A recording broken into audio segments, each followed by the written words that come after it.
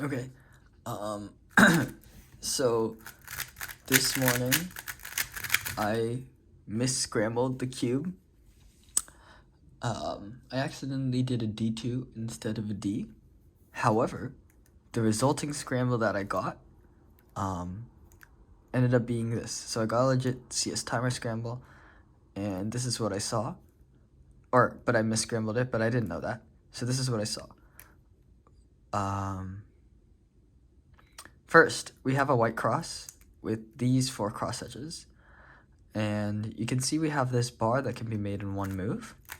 So then I was looking for the edge, and what I noticed is the edge is back here with bad orientation, meaning the blue is matching the back. So what that means is I know that if I do, this is the only slot open left. So if I insert green, it's gonna go in here and push this edge. And I know that if I insert from the right, it's gonna push it to the left.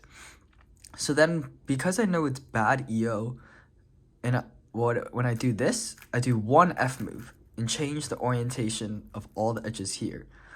That's just a long way to say that because of the factors I mentioned, this edge is going to go from bad to good in this slot, and therefore when I insert this edge, it's going to be solved. So that's what I started with, but then I also noticed that this edge back here is solved, which means I thought about doing pseudo, but realizing that I could just insert this, there's no need.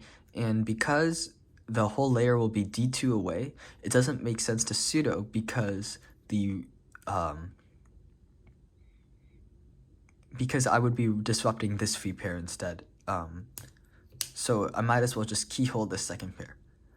And I can keyhole it because I know I'll do a D2, and then I need a D2 to back to solve. So I can do a D, which will move this slot from here to here to here, and then I can insert this chord. So that's what I saw in inspection. So insert this, D2, sludge this, D prime, U2, and then from here I was looking ahead. So I have this pair available, but what I noticed is that out of all the edges, these two are the only one flipped. So for me, I was thinking about EO, and if I do something like this, I will have no influence on EO. But because this edge is flipped like here, if I solve this pair instead, I can influence EO. And therefore now I have all edges oriented.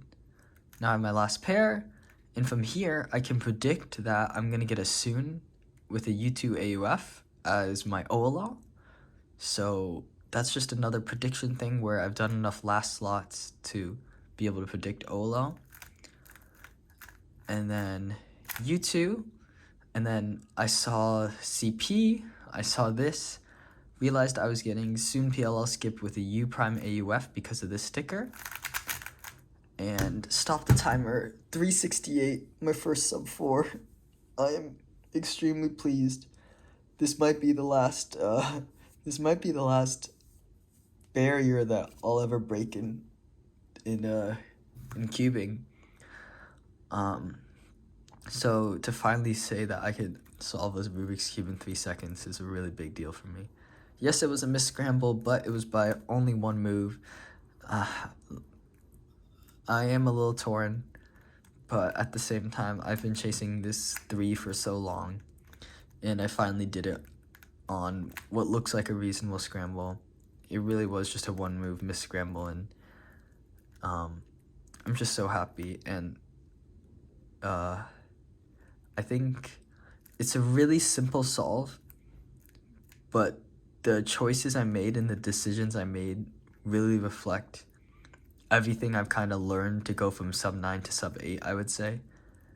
So even though the solve was simple, it took a lot of advanced concepts being used in 3 seconds.